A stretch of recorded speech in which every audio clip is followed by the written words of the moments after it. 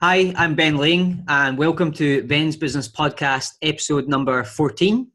Today we have Welsh property developer Matt Soltys. I had to get Matt to tell me how to pronounce his second name there.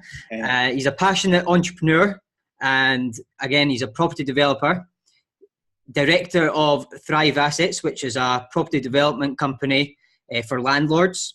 And they're on a mission to accelerating our transition to an upgraded life. Welcome, Matt. Thanks, Ben. Great to be here. Yeah, good to have you finally. That's it. So we met at Expert Empires where Gary Vaynerchuk was the keynote speaker.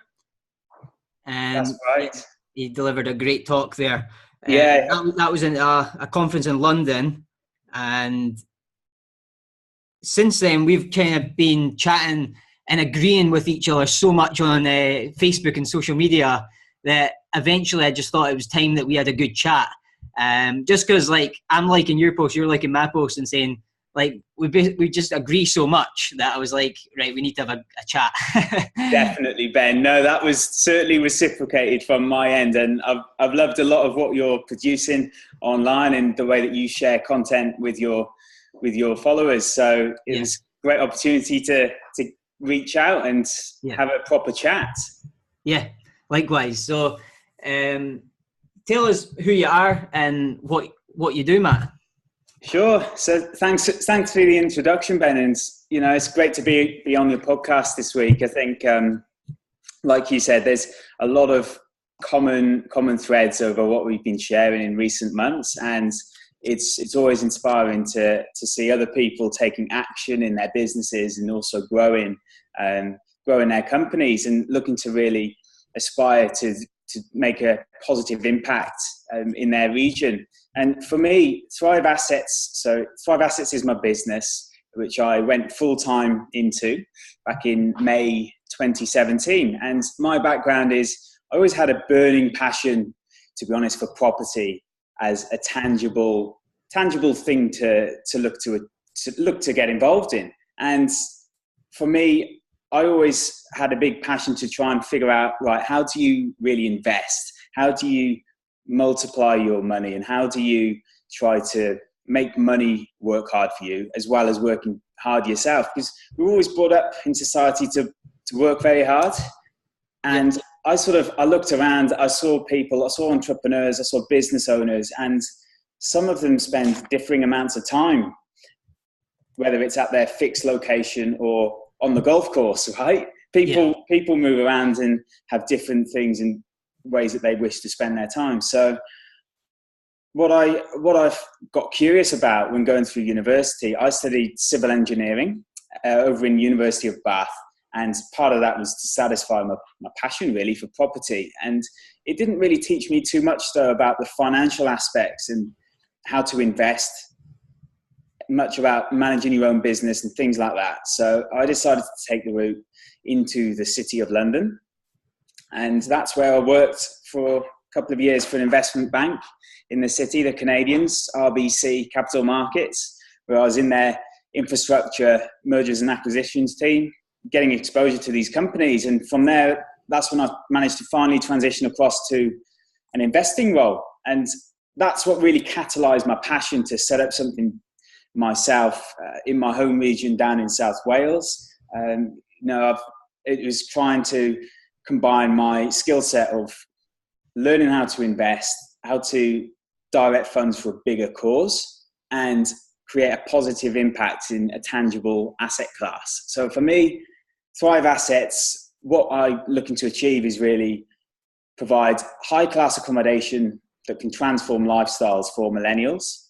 And it's about having a whole view of how we can achieve that. So by providing high quality spaces for people to live in, I'm really looking to raise the prosperity of my South Wales region whilst helping investors get a far better return than they're currently seeing in the banks.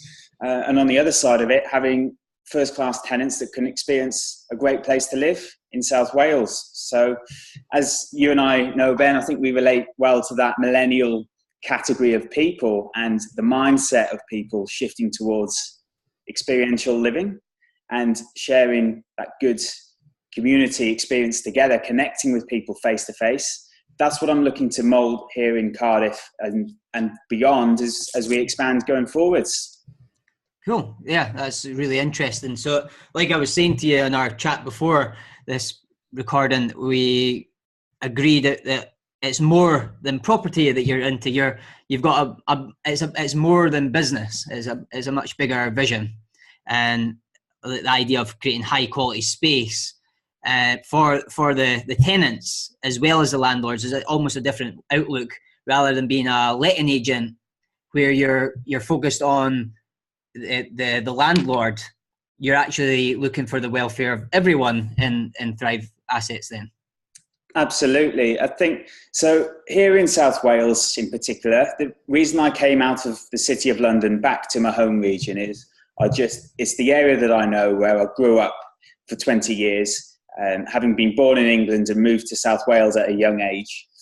And what I've seen around the place is just the lack of high class housing for people my age and above, say up to mid 30s. There's a growing need for high quality rental property in Cardiff city centre, and nothing really frustrates me more than seeing people living in negative environments which aren't optimizing their own lifestyles, and they're almost settling for what they can afford or what landlords are charging for a really poor product a lot of the time. And sometimes it's based on location in the city, being close to work and things like that. And nothing really frustrates me more than seeing people having to live below their true potential. And it all starts in the area and the space that people live in. And like you said, one of the bigger visions around my company is having that holistic approach where you're really looking to inspire people to live a great life. And the space that they live in is only a part of that equation. It's about also having the right access to education as well, having that good holistic health approach, and just congruency about your business. That's what I'm passionate about bringing to the table. And whether it's also about the moving parts of the business, so making your investors happy, delivering a great return on their money versus what people are getting in the banks right now, which ultimately allows them to enjoy the lifestyle that they want with their families, with that extra income along the side. And also having tenants who are really excited about sharing their space and about living with other like-minded people and connecting together. So it's about that network, and just, I feel like together, when you have that community aspect in a business today, in an era of such high online activity, it's about reconnecting at the soul of what humans enjoy. And that's face-to-face connection, being with like-minded people where you share ideas and ultimately live in that positive state. Yeah, I like that idea, the network community idea, and that's what brings a lot of unhappiness without that, with social media kind of like, as they say, it's a way to connect us, but we're so much more disconnected than ever. Exactly. So it's I think that's very important, especially to incorporate that into your business and life as well. Absolutely. And to be honest as well, it's what I look for in terms of partnerships as well, with people that I do business with. I'm always looking for, like-minded people who share my own values. And with my business setup at present, really the core nature of my business is expanding this year the deal sourcing side of my company. And reason being is I've got a couple of developments on the go myself right now. Yep. But I realized that I want to try and scale my business model as much as I can to have that greater impact in raising standards of living in Cardiff. And part of that has to involve, I apologise, my phone going off. No worries. Part of that involves, providing access to the market for like-minded people who want to come into South Wales, get a good return on their money. And so what I look for there is, people who are also going to have that positive impact, raise the standards of living. We're all going to invite investment to South Wales because it's a fantastic region that often gets overlooked in the UK. And it can also provide great returns on people's money versus some of the southeast areas. It's still largely underpriced if you look at it compared for pounds per square feet. versus other areas of the country, it's one of the cheaper areas still. All right, yeah. Despite being a capital city. And I mean, that's what I'm passionate about, broadcasting South Wales really as an investment platform, other people to come in and we can just raise that prosperity together. Yeah. Yeah, that's a good way to look at it. And I think the way that you're kind of having a higher standard for, rather than referring back to letting again, like a letting agency, it's beyond that. So it'll attract the right clientele for yourself as well. And it's something I think business owners should think about when they get into business, not only for yourself, but just you attract what you become, what you set up to be. And when you lower your standards, you bring in people with lower standards.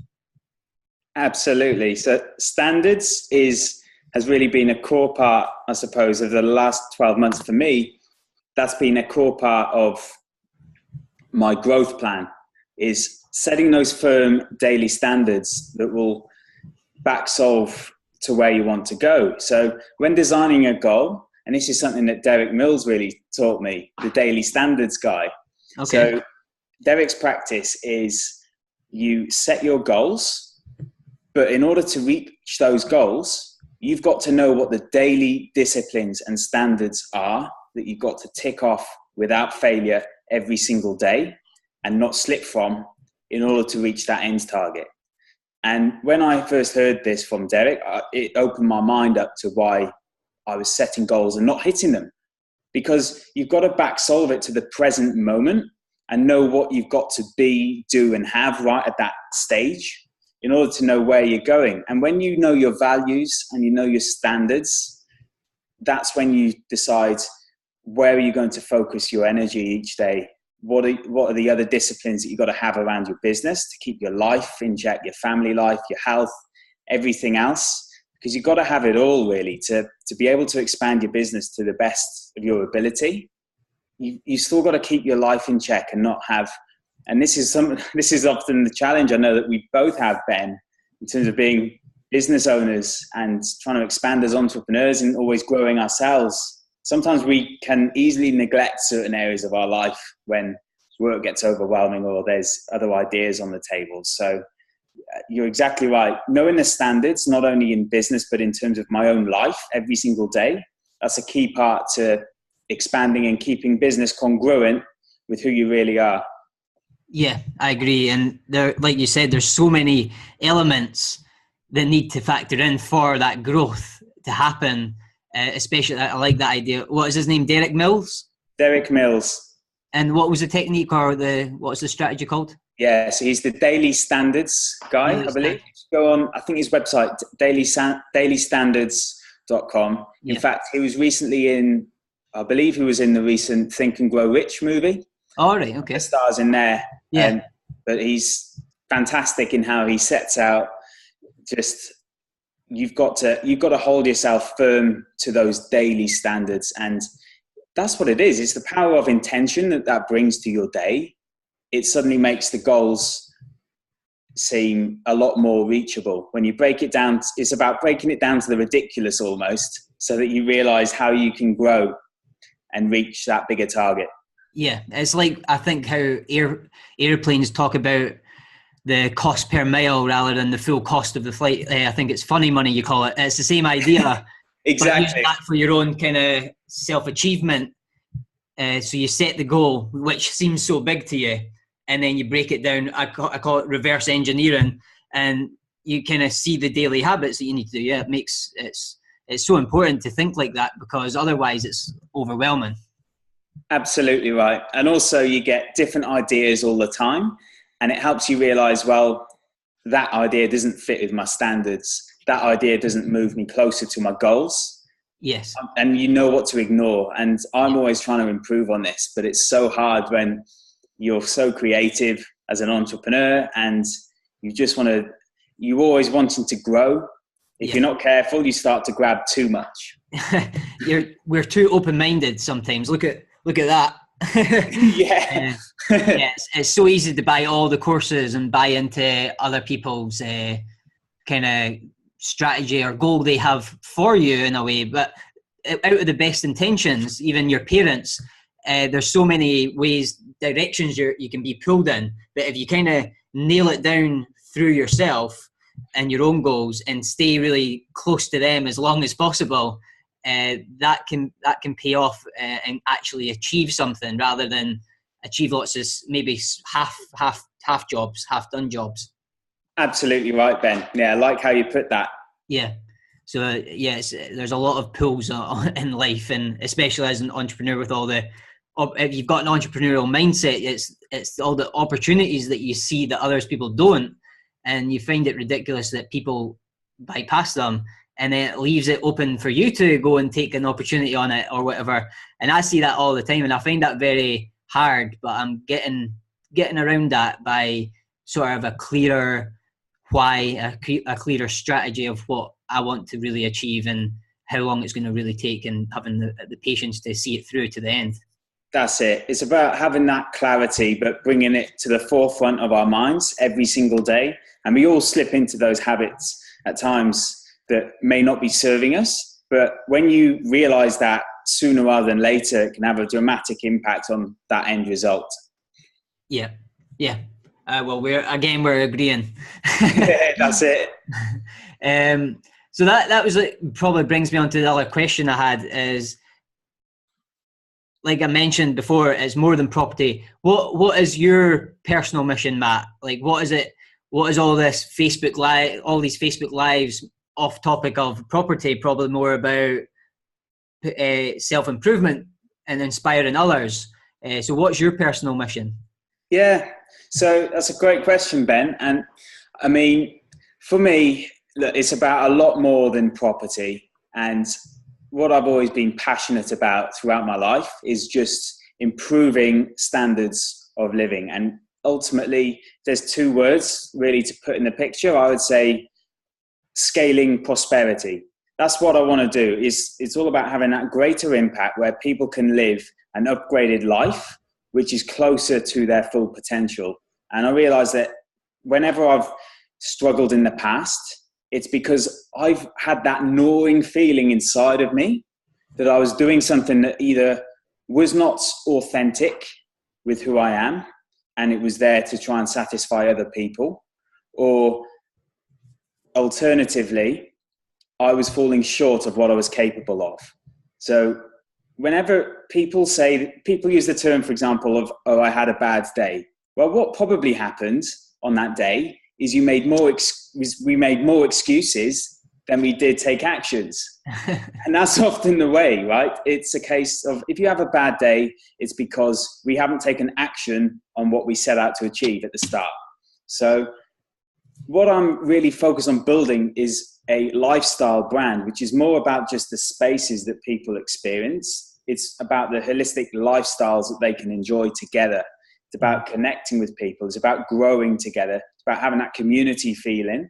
And whilst in Cardiff, for example, I've got some high quality developments that we're well advanced with at the moment. So these are large, say 7-bed properties in central Cardiff. In fact, we just had planning approval yesterday on one of them, which is fantastic news. So that will be hopefully fully let within the next couple of months. And I mean, whilst we're providing these amazing spaces, it's about more than that. So, how can I provide my investors with a great return on their money so they can enjoy a better life and enjoy more time maybe with their family, or move towards financial security, financial freedom, and just keep on growing people's lives. So every part of my business, that's what I'm passionate about bringing to the table. And beyond that, I feel like personal development and just growing as an entrepreneur, the more that I can grow myself and improve my own situation, the better state I will be in to best serve through my company and to act congruently against my mission. And when my mission is to upgrade the lives of others, I ultimately want for others anything I want for myself. And I focus purely on the giving. Just keep on giving people what they want, and things will come back to you in life. And you just got to, that's a lot of the purpose, to be honest, behind what I share. I realize that I've got a unique message. Everybody's got a unique message. And it's my obligation morally to get that out there. Because if I don't get that out there, I'm not being authentic. At the moment that we're being quiet and small, no human being on planet Earth was brought up to be like that, because we're all spiritual beings as well as being here in the physical world. And if we're not serving our true mission, our true purpose, we're just going to end up walking down the line of regret. And so I realized that. And I also look at my past and how I used to struggle when I was growing up. I used to have mental difficulties, and a lot of that stems, of my brother Jack passed away when he was 6 months old. I was only 3 years old at the time, and that impacted me for a lot of my childhood. And a lot of my mates know that, but I've used that and turned that into power, because it gives me a reason to voice myself and to try and help other people. So if I'm not out there sharing what I've learned, whether it's right or wrong at that point in time, I'm more concerned with helping people. And if I can touch one person who maybe it gives them that switch, the switch just flicks in their mind and suddenly they're living a better life, then I know that it's worth doing for all the haters out there and all the people that may not like what we do. Look, whatever we do, people will either love it or hate it. And there's always going to be a crowd in each corner. So the best thing for me to do is to share my truth and just try to have that congruent impact through my business, as business is really a vehicle to serve our passion. That's what it should be. It should be a place where we can get into flow and just really try and ignite that passion through giving, serving, and ultimately just scaling to the greatest impact that we can have. Yeah. And if we were all living like that, there wouldn't be any haters. You know what I mean? That's it. Everyone would be in flow in their own mission. Yeah. That's it. That's a good vision. Yeah. It's all about the purpose and being grounded on. We only get one shot in life, and this is what Gary Vaynerchuk said when we were back in London together last year. Ben, is how we only get one shot on this planet, and you know what? I think that's what's always woken me up. Because I've known that as I saw my brother, right? And I've turned that pain into power in my life. Yeah. Right now it's almost a blessing in disguise how I can utilize that as fuel to grow myself every single day and realize how grateful we should all be in this moment. Yeah. It doesn't matter what your bank account says. It doesn't matter what, it doesn't matter what side of the bed you decided to wake up on. You should be grateful, because there's other people out there who would give everything to be in your situation right now. And when you realize that every day and you figure out that you've got one life, one opportunity to have an impact and do what you want, that's ultimately the reason I took that jump to go into business for myself and to create something, mold something from the start. That whole creative process is just so powerful for me. Yeah. And that power, like you created out of a negative situation, becomes like your ultimate power to shatter all the anything holding you back, like anything negative or anything that you fear.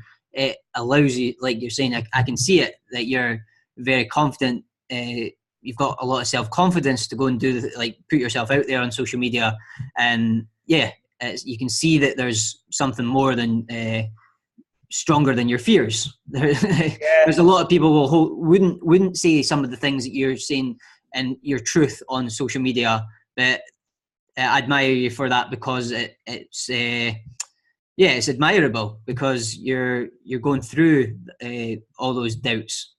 Yeah, no, thanks, Ben. Yeah. I think the biggest thing for me is I want to try to waken up the world to their full potential, right? And that only happens when people get perspective. And we all lose perspective because we get so caught in the weeds of whatever it is, whether it's family, whether it's life, whether it's business, whether it's our health, whether it's just that next decision. People make excuses all the time. We all do. We're humans. And humans are lazy because we were brought up to be lazy, to conserve energy when food was scarce. And we've got to fight every single day to actually be the best version of ourselves. Yeah. And when we come from that place, we're in a far better state and far better position to just give and to serve others through our businesses. And that's what it is. It's all about just closing that gap every single day between who we are now and who we ought to be. Yeah, I agree. Couldn't agree more. So going back to what you said about kind of looking to, one of the ways I put it is like lighting people's fire to like ignite them again or find their passion again, and seeing people that are passionate and living their dream gives them that. And I think that's one way of doing it, is just doing what you're currently doing, what I'm doing, and actually reaching our goals and showing how it's done in a way. That's one way of doing it, as well as expressing ourselves as well. Yeah. Communicating what people could do. Yeah. Exactly right, Ben. You nailed it on the head there. And that's what I love about somebody like you as well. You're sharing valuable content to try and reach more people. And that's ultimately what we're doing. We're trying to gain traction for awareness, not only of ourselves and our brands, but to try and wake people up to themselves almost, and realize that potential that's locked in all of us. Because I think I look around and you see people, the planet has got a lot of problems right now. There's a lot of adversity, a lot of political rhetoric out there. There's a lot of fight and hate locked up in the world. And the reason that for a lot of that, I feel, is just because people have lost connection with who they really are. People just aren't acting congruently to who they are and who they want to really be. And when there's that disparity, they start to try and pull other people down in some way, whether it's trying to build a wall like Trump is, or whether it's, people getting on the back of the UK government, or people start to become victims of their situations almost, right? And start to have a lot of hate towards things that they can't control, when it all starts within, because you've got to control yourself first before you can start trying to control anything else. Yeah. And like going back to like what you said, if you're in a good state, you and yourself, you look after yourself first to then make sure that you can look after other people. Because if you're not doing well, it's all going to come crashing down. So it's so important that we look after our own self, like our own mental health, and just look after ourselves and grow every day and feel good about ourselves. Absolutely right, Ben. And you can see that that's how someone like you has the right mental diet as well, right? With the books and everything else that you engage in and the content that you're putting out there. Like, mental diet is key. Yeah, I agree. So yeah, no TV. Yes, that's it. That another thing is like, what kind of along the lines of what we're talking about is, what does your vision, like an ideal life, you mentioned in our phone call before this, what does an ideal life look like to you, like for yourself and for your family? But also, you can answer one or the other. What does an ideal society look like to you? Yeah.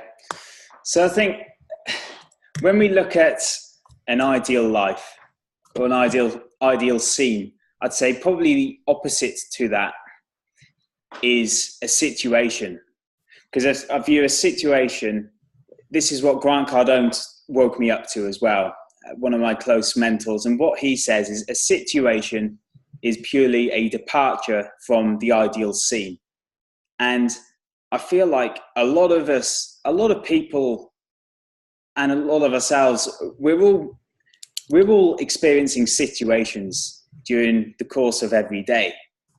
And what we've got to do is always level back and figure out who we really are inside and what we want to be. And I think that for me, an ideal life is a life of being able to serve others to our true potential. That's really the core of it for me. And when I see people limited from doing that because of their circumstances or because of the environments that they are currently in, that really hurts me, because I see somebody there with great potential who's just not utilizing it. And they could have a far greater impact on the world with the opportunity they've got, with the life that they've got, if they suddenly woke themselves up to, okay, hold on a minute, I am actually in control of certain elements of my life that I'm not exerting control on now. And I can ultimately improve myself and grow and be of greater value to the world. So for me, when we say sort of the vision for an ideal life, I mean, it's all about raising prosperity. So improving. I'm a big optimist for the future. And really, I think there's some fantastic trends in the world today, which are really, I think it's the most exciting time to ever have lived.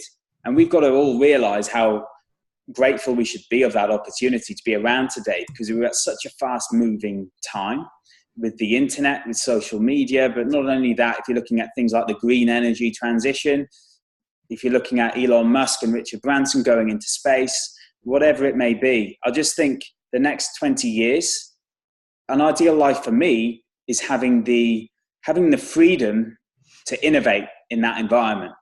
I think that's so crucial, because if we're free to innovate and to come up with solutions to problems, which I suppose really is what innovating is coming up with new solutions to new problems all the time, and having the freedom to do that and to control how we impact the world, that for me is really the best way to give through life. And for me, fulfillment comes through service. If you're not helping other people, there is no fulfillment. And that's why I like to share things and just come from, it's almost our obligation to just contribute to other people, and through that we can gain attention for what we're doing and how we're trying to move the world to a better place from where it is now to where it should go, and ultimately create a positive atmosphere and environment where there's a lot more love, a lot more caring and giving in the world, a lot more contribution and greater parity between certain sectors of society.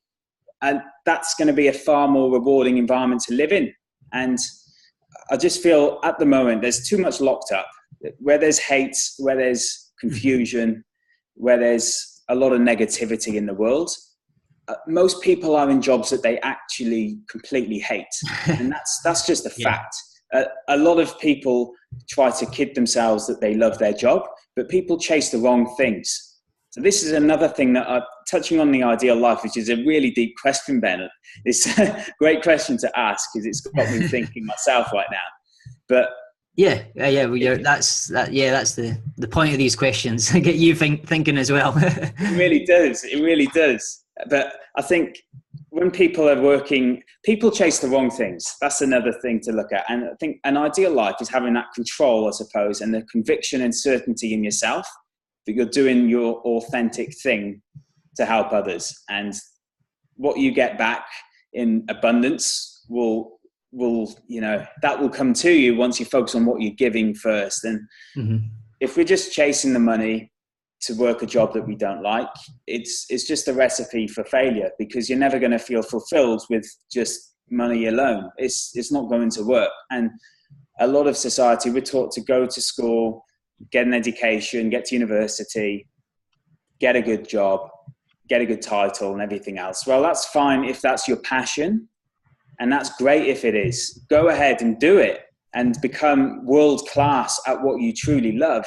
But if it's not what you like doing, then it's about having that self-awareness and that broader insight and looking at the different moving parts to actually live a life you'd be happy with. So regret minimization framework, that's what it's all about.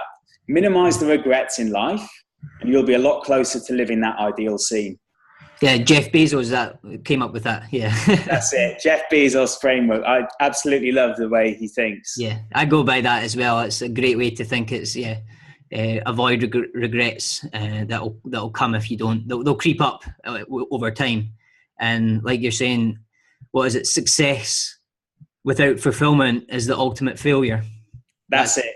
Great quote. Robbins, I think, said that. Yeah, and that's kind of sums up what your point is, and I agree with that hugely. It's something I live by. Great. I can see it, Ben. And it's the way that I think a lot of entrepreneurs and people who go into business for themselves, it's the way that we think, and it's the way that we realize we're probably going to take a pay cut in the near term when we take that jump from being in business for somebody else to being in business for ourselves. Mm-hmm. We're probably going to take a pay cut, and it's going to be a change of boss from somebody else to, in a lot of cases, a very shoddy boss, right? Because it's ourselves. And so often we struggle to keep control of ourselves and act a lot better under the sort of awareness of other people. it's almost that office syndrome where you can't get caught on Facebook on your computer in the office, right? Yeah. Where suddenly you're your own boss and you're the one in control of all your actions and everything that you do during the day. Oh yeah, it's dangerous if you're not in the right state. Yeah. Exactly right. Yeah, I think I was quite lucky. I had quite a lot of discipline from, actually, believe it or not, worked on a building site, but I won't go into that. I worked for bricklayers at one point in my life, and that gave me some good discipline, but pain as well to go and start all this. That's fantastic. It probably, things like that put everything into perspective, don't they? Yes, definitely. They give you that power as you talk about. So another question is kind of more like, we'll focus more on the property side of things now as well. So what got you started in property? Yeah, so for me, the main start, so when I was growing up, I always, as a child, they always say this, look back to what you did as a child. And one of the things I did was I always collected Guinness World Records books. This is quite funny, but when I look back, I always collected them. And the only reason I got them was for one page in the whole book, and the rest wouldn't get touched. And I have about 10 of them probably at home from my childhood. And it was always the world's tallest buildings. And I was always looking at that and thinking, that was incredible. And I remember just being absolutely fascinated and inspired by the built environment and how humans could go and create something so incredible. And I think that that's ultimately why I've always loved structures and the physical, tangible assets that make that you can smell, taste, feel, you can go and experience. That tangible nature of life is what I just love and what I love to try and share with other people. And when I look back to my childhood and that obsession for just being creative and building things, that stems into going and studying civil engineering and getting to learn more about how these structures work. But what I found then is really, I was a lot more business minded. I like to look at the broader perspective rather than sit down and do beam calculations or work out bending moment diagrams and things like that. My mind's just on that level, on a technical level. I would always struggle. Those were always the exams that hit me hard in university. And, whilst I managed to get through with my 2-1, it was a wake-up call that, Matt, you're not an engineer. You're really not an engineer. I mean, stay in your lane and learn how to invest, learn how to do business, learn how companies grow and expand. And that's what took me into the city, really. And I think it was a culmination of having that awareness to look back. I always wanted to invest in property because of the tangible nature of it. However, going through university, I thought I need to graduate from university, get a job, save as much money as possible, and then go and invest that money into a house and start doing property that way. I thought you needed to have a lot of money to get involved in property. And that's the fundamental block that a lot of people have, because it's not true. It doesn't have to be your money that purchases the property. And there's also a number of other ways and techniques to get involved in property that don't necessarily require a lot of startup funds. But the key is that you have a burning passion for it, a reason to go to work each day, and you act in line with your values to try and solve problems. So that's what property is. And what I love is trying to, you find an owner who's in desperate need of help, okay, but you can suddenly bring light to their day and their situation when you realize how you can solve the problem for them by being creative. And it's the creative structuring of deals, which I found is really my skill set. What I love doing is structuring the right deals to solve a problem in a given situation. So looking at that broader perspective, I think that's what I kind of came up through the city and love doing, is working on these big transactions, but the complexity of just solving the problem at its root cause. That's what I love. It's almost like filling in the puzzle. I don't enjoy the technical parts of engineering and all the rest of it, and that's why I leverage other teams for certain areas of the builds. But what I do love is managing teams, being around people property is a vehicle to tangibly improve lives through the products that you can create. And it's about bringing those two together. The tangible nature and just the lifestyle optimization for people is what I just love doing, and solving people's problems. Yeah. Yeah, it's similar to myself. I like the process of solving people's problems, so I can understand that.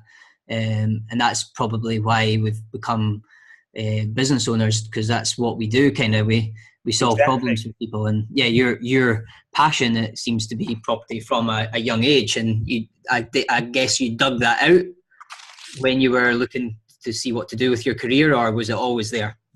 So for myself, I always had the long-term plan. Okay. Go into the city, learn about business and investing, and then set up my own business. I always knew I was going to be a business owner. So for me, I was very lucky growing up because both of my parents owned their own businesses. Okay. And I saw my dad. I was always inspired by my dad. He set up his business in our family basement at home. That's where his business started. And I experienced as a child the years of him growing his business, working extremely hard to expand his business from our basement to then having his offices around Cardiff and in Ireland, and seeing that growth always really excited me. And I thought it was the control element and the flexibility and the freedom that he got from that, which inspired me. And I knew that ultimately I could be in greater control of the impacts I wish to create and the environment in which I experience each day, and help serve people if I was the business owner.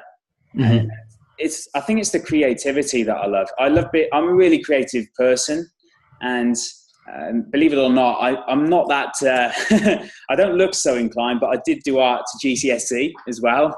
All right. I used to be very creative. Yeah. And I feel like used to be, you still are. I used to be, and then I lost it for a period of time. Okay, right. And then I was like, how can I release this creativity? Yeah. And then I found it. The creativity was structuring deals and solving problems on a bigger level and looking at the broader perspective. And I found that when I was in the city, I did actually love I loved a lot of what we did. It was the best job I could have ever had in terms of my own skill set and fit. And I know that, which is why I was never going to get another job after I had a great role in the city. The only move I was going to make was to do something for myself and grow and set up something from inception. It's that thing. Creating something from nothing is the ultimate creative process. Yeah, it is. You have to get very creative when you're a startup. Yeah. That's it, Ben. Yeah. Okay. So the other question I had was,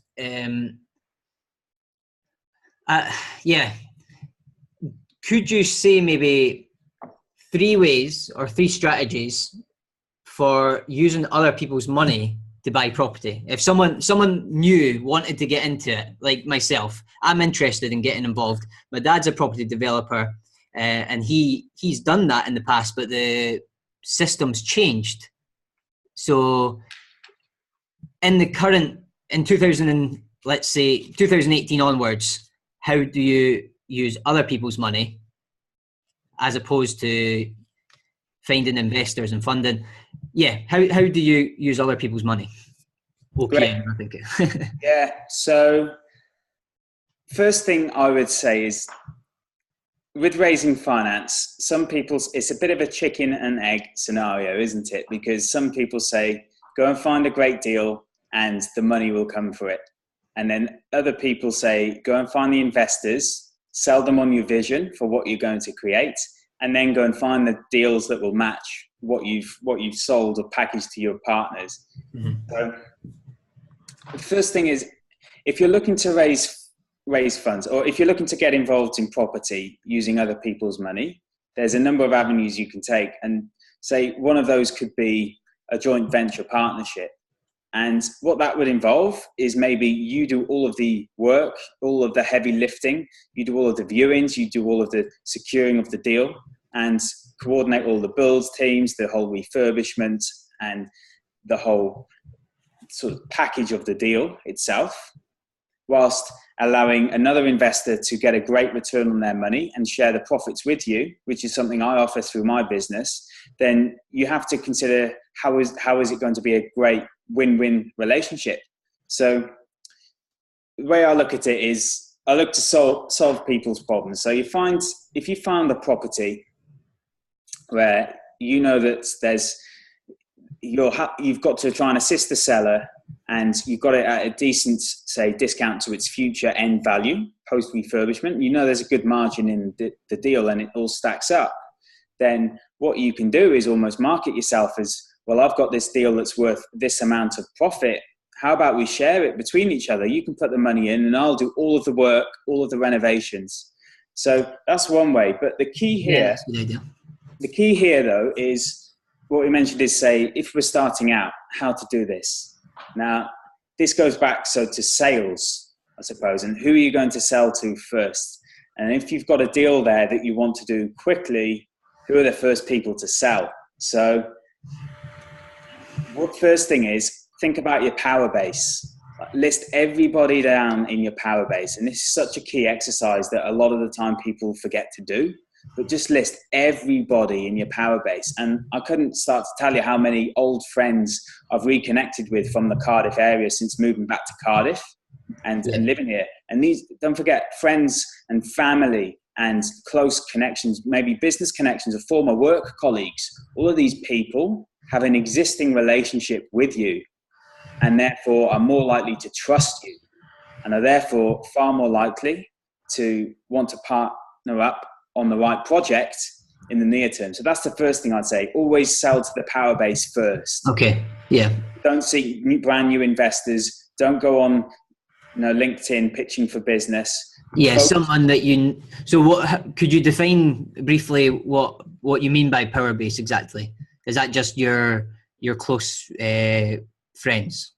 So Powerbase, I'd say first you want to make it as big as you possibly can, and then you suddenly what we've all done is we overlook these people at times, when a lot of the times doing business, it's a case of opening up the doors between existing relationships. This is something I've got to always remind myself of. But if we list down, say, all of our family members, our aunts or uncles, whoever else it may be, and not only that, all of our close friends, but maybe also our childhood friends who we've not spoken to in a few years. All of these people, it takes a phone call and you can rekindle a relationship that quick. It's quite, these are people who already know who you are and may have even been following what you've been doing recently, if you've been online in social media and things like that. Yeah. And it's about just picking up the phone to these people. So work colleagues is another great way to look. University. Like me and yourself, if you're in the business, you attend a lot of conferences like myself, and you'll meet a lot and you do a lot of networking. Exactly right. So all the conference connections that you build up, you often find if you go to repeat industry events associated with your sector, I suppose this is quite transferable to other businesses. You're always collecting cards, but it's what you do with the cards afterwards that's important, and the follow-ups and the engagement, because trust isn't built up instantaneously all of the time, unless you've already got a great track record and you're already online and people have had your attention for some period. It's, it takes time a lot of the time to build that trust if you don't already have it. So that's the first thing I'd say. So another way though, if people are struggling for funds and they want to make money in property, then another way is clearly deal sourcing and packaging. So what that involves is simply finding a property that stacks up as a great deal. It meets your criteria and you know that it's going to be appealing to the right people, and you secure it under a paper contract, and then you wholesale it effectively. So you find the deal, you get it signed under contract yourself, but it's fully assignable, and then you sell that paper contract to somebody else who's willing to buy the deal. And what happens there is you will get paid a commission, say a sourcing fee or a finder's fee, for finding that deal and for being you're the one who did the work in solving the problem. You structured the deal, you laid it out on paper, and then you've provided it to the marketplace for somebody else to come in and say a deal has got you know, 20,000, 30,000 pounds of profit within it, I mean, how much do you think they'd be willing to pay you as a commission? So that's the thing. Yeah. So that's another way. If you're deal sourcing, source it under contract, and you can flip just the paper that is written on the contract. Yeah. Because I'm pretty good at that. That's how I built up, my reputation doing SEO for my dad. He's probably built up to about £2 million in property through buying below market value properties that I was finding through the internet. So I can find the leads. That's not a problem. Yeah. It's actually structured. So how would someone like myself, who can find leads and opportunities all the time, how would you structure a deal? Like you've kind of explained there a bit into more detail. Sure. So, I mean, key agreement, you'd be looking to have, say, a lockout agreement with the seller, which is simply a contract that says, I agree to sell at this price to the nominated buyer and under these terms. So, and there would be a time horizon on that, which would then say give you 31 days to go and find the right buyer for that property. In fact, Ben, did you ever charge your dad for all those deals you sourced? I'm a part owner of them now. Good. Yeah. That's all right then, as long as it was a joint venture. I've got my retirement sorted. But another way, if you're great at sourcing leads, another way is so this is another great way to make money in property, is you partner with other investors who are focused on raising finance. And for example, someone like myself, I partner up with other deal sourcers too in the country who sometimes they have a great deal, but they can't find an investor to come on board. And I suppose from my background in the city and some of my old work relationships and things like that, I do look to focus on sharing my vision and what I'm looking to create with investors. So to the extent there's the right leads there and a deal stacks up, I always try and help people to sell that deal to the right person by effectively just brokering the two people together. Uh-huh. So that's another way. Yeah, so you're a broker, a property broker as well, yeah. Exactly. So that's another way to make money is you sit in the middle, you find the buyer and you find the deal. Yeah. Put the two together. Okay, yeah. Yeah, so you can position yourself as the middleman broker, yeah. Exactly right. Yeah. Okay. Yeah, that's very interesting. A few things I've just learned there. I think we should definitely have a chat, Ben, and share some ideas because there's a lot of synergies between different businesses and the skills that you develop in one industry. Yeah. The beauty of property is it's so varied that there's often a way that we can all improve our wealth in that space by understanding the right entry points into the market. So I think it's always great to learn about these different techniques and how to structure deals. Yeah. Like you're saying, the synergy is very important, and partnering with people who have the skills that you don't, and it's the only way to move forward in a lot of the time. That's right. It's the quickest route in, isn't it? Collaboration is the quickest route to scaling. Yes, yeah, I've learned that. And you can go it alone for so long until you realize or see other people that are using that synergy with other people and moving forward faster. It's almost a way of accelerating the growth rather than doing all the hard work yourself. Yeah, absolutely. It can work. Yeah, you can build off each other's strengths and weaknesses and like you have the strengths where that person has the weakness. Completely right. That's it. That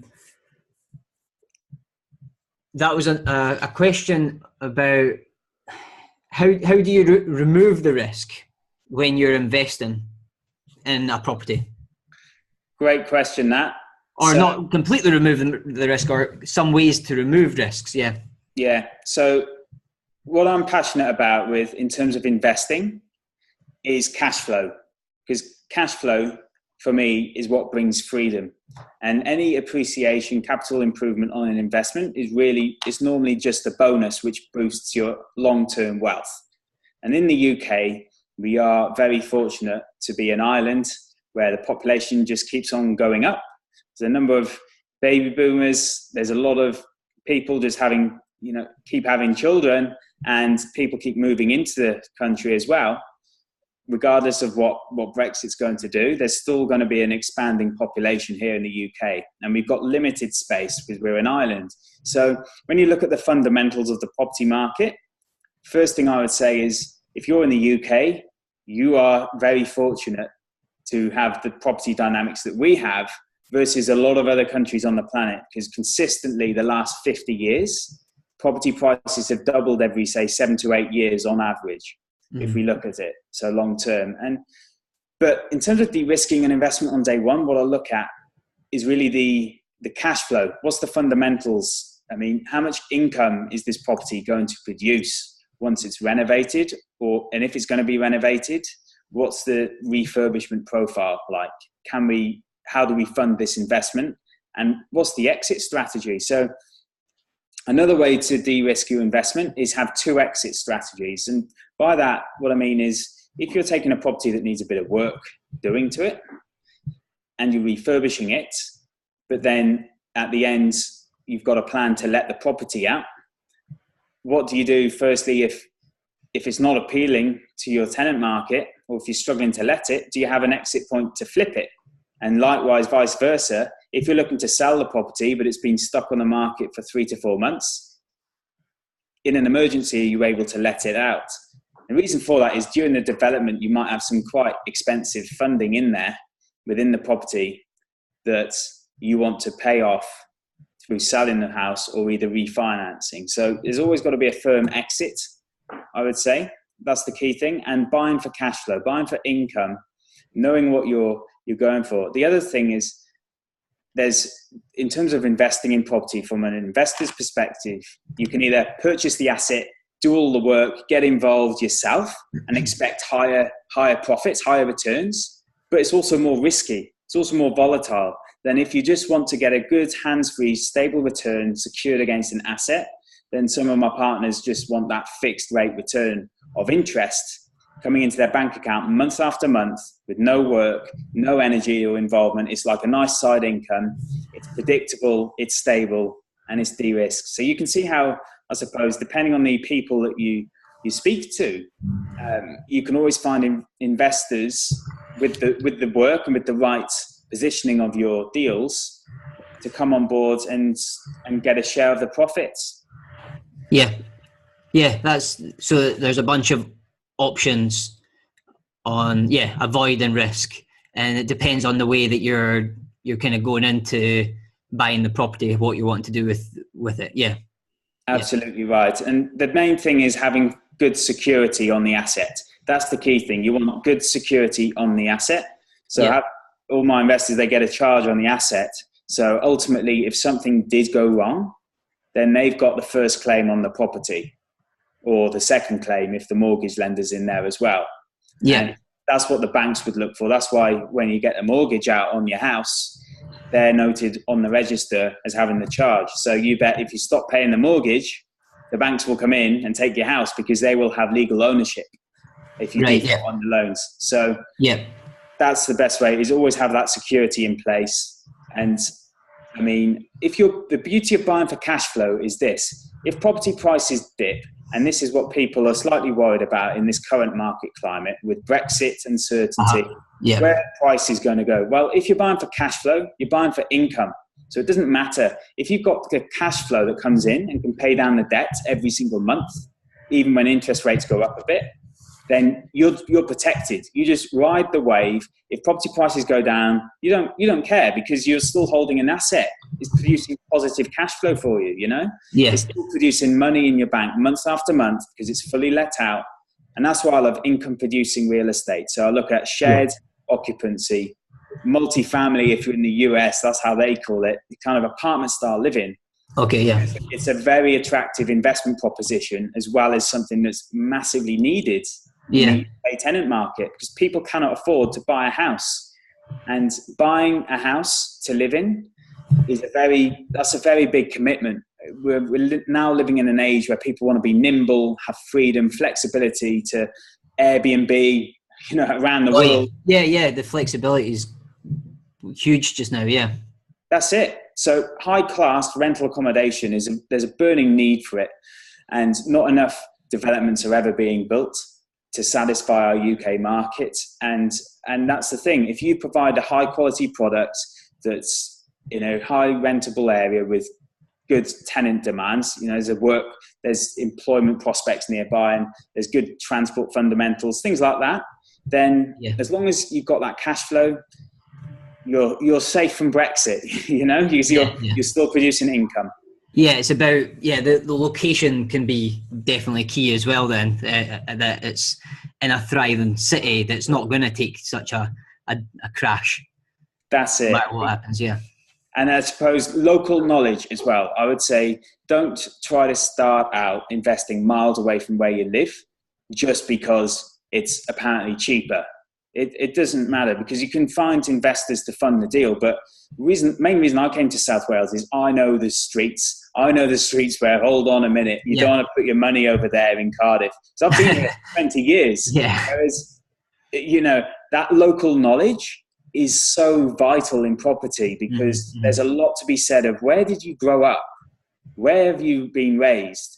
What area do you know in your subconscious mind? Oh dear, you want to stay clear of that zone, because the individual streets, and you get these deal sources in certain areas of the country that source remote deals. And I find that challenging at times, because if you don't know the area in and out, then how are you going to know if that particular street is a strong prospect for the potential buyer? And you can test online and measure things, but if it's got, say, a criminal kind of like back record or something there that's not quite right, then you're not going to necessarily gather all the evidence immediately online and without knowing the area.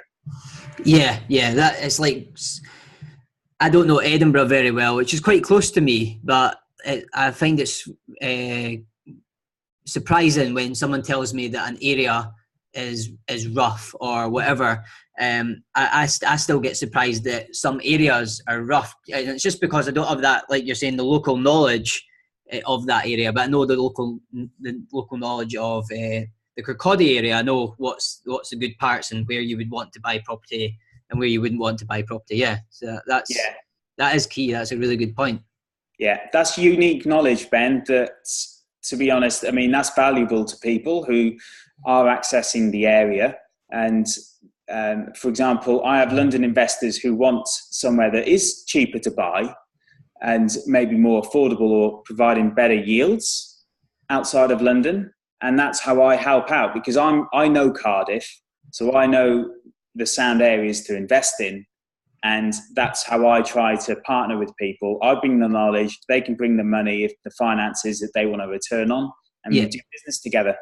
So if you were ever going to do business, say buy property in London, I guess the best idea is to seek someone who is a property investor in London already. That's it. Partner with the right people all the time. Yeah.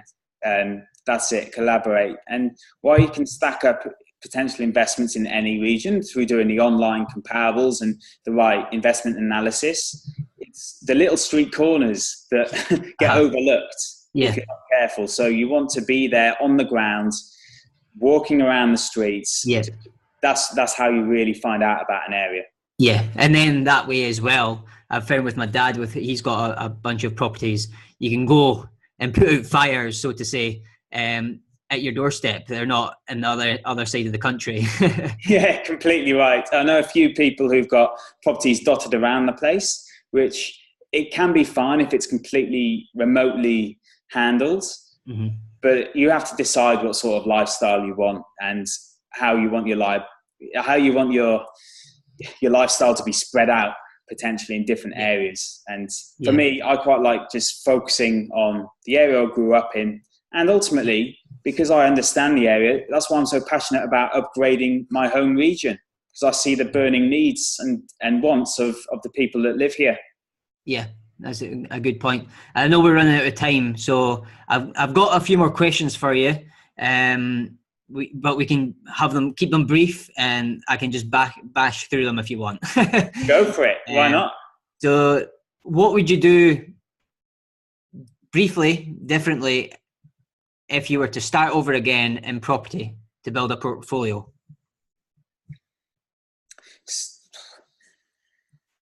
I would seek the right people, get around the right people straight away. Don't try and go it alone. Try to collaborate with others. And that's the biggest thing for me, and lesson that I've been looking to implement this year. Partner with the right people. Yeah. Why? Positive energy and environment is the key thing, and just the knowingness of what you're capable of. When you're around the right people and you leverage different skill sets, suddenly other people bring unique ideas that you'd have completely overlooked. And that's the biggest way to accelerate growth, is get around the right people straight away. Okay. And because I like this answer so much, how do you find those people? So how do you find the right people? Yeah. Networking is a key thing. Think about, where do these people hang out as well? Is it, luxury health clubs? Is it looking at local business events, entrepreneur events? Is it traveling up to London? Or is it, for me, traveling to the US to go to the right events at times? Do whatever it takes to get in the right environment, and just think, where do these people hang out? Is it in Mayfair, London? Is it in, Cardiff at the rugby on a Saturday? What is it? And hang around. Yeah. Is it in the pub on a Friday night? Probably, it depends. Yeah. You've got to think about just where these people hang out and back solve it from there. That's the best thing. But networking, focused and targeted networking has really been the key for me. Mm-hmm. I remember a short thing about that is, I think it was Tim Ferriss's interview, and Ray Dalio. I'm sure Ray Dalio's father or parents made him join a golf club for that reason, to be around the right people. Yes. That was quite interesting. Yeah, I like that answer. How do you build self-confidence, briefly? Great.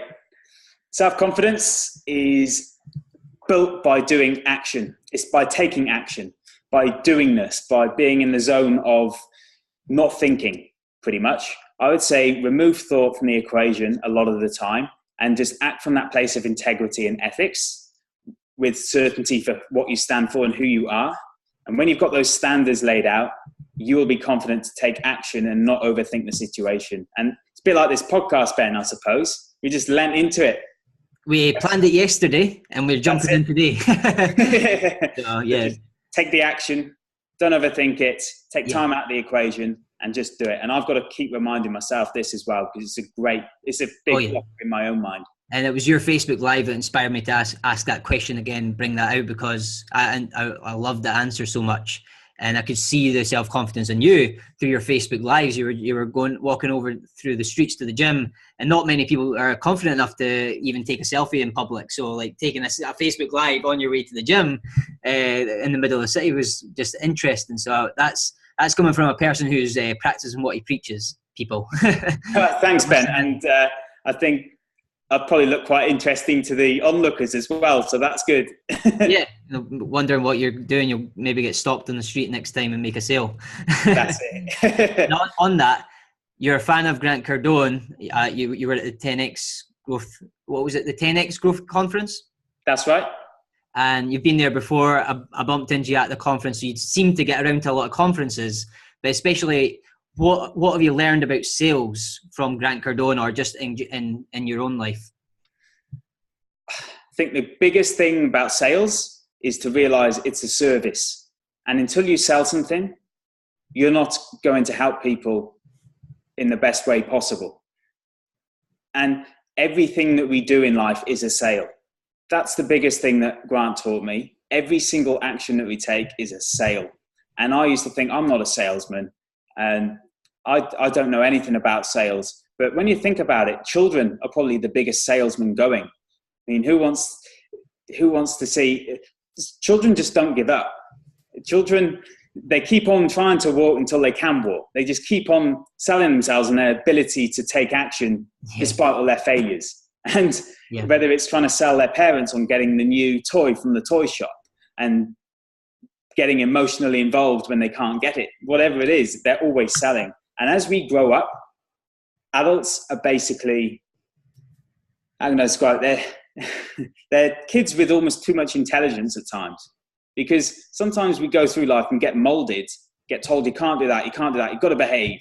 When we're the youngest that we ever are, it's almost as though children it's fine. They can have an excuse to be outrageous. But as we grow up, it's no longer accepted. And sometimes that forces us to hold ourselves in and to stop selling ourselves. So biggest thing for me was, I was probably the greatest salesperson when I was a child until I woke up and realized actually everything in life is a sale. And everything that you get is a commission. Brilliant. Yeah, that's really good.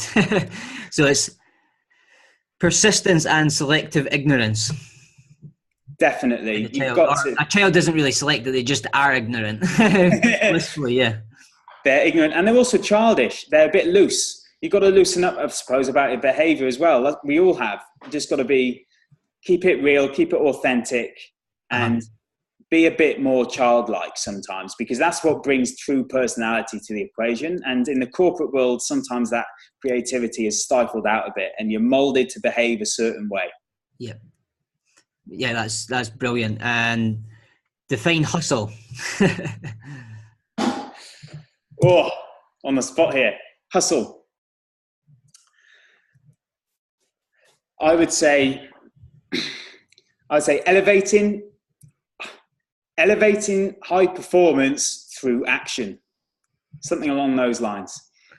And summarize this podcast interview we've had in a sentence. I'd say revealing. I feel like I've learned a lot. I feel like you've asked some great questions, Ben, and I want to thank you for that. And I think you add a lot of value to your audience, because you interview a range of guests and you add your own great perspectives to the questions you ask. So you're a fantastic interviewer, and really enjoyed it. Thank you. Yeah. So yeah, that's I didn't expect that answer, but yeah, thanks a lot for that. Pleasure, Ben. So we'll finalise it there, because Matt's got a meeting and he needs to get away. That's it. Hence the jacket. It's a bit cold in my flat as well, so why not? Yeah, I'm going to go and put a jacket on as well. Fantastic, Ben. Okay. Thanks a lot for having me. Yeah, no problem. I'm just going to stop this.